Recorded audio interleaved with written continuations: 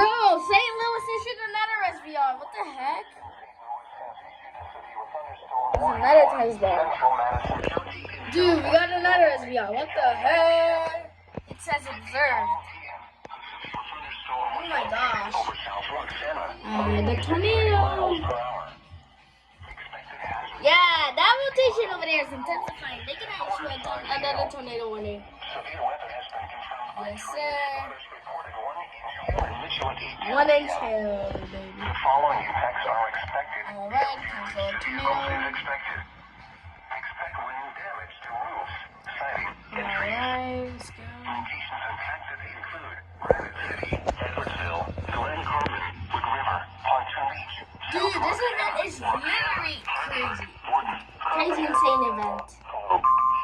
Alright. This includes Interstate 55 in Illinois between exits 23 and 30. Crazy now. For your protection, move to an interior room on the lowest floor of a building. It still has blue velocity. What the heck? The tornado still has it. That's weird.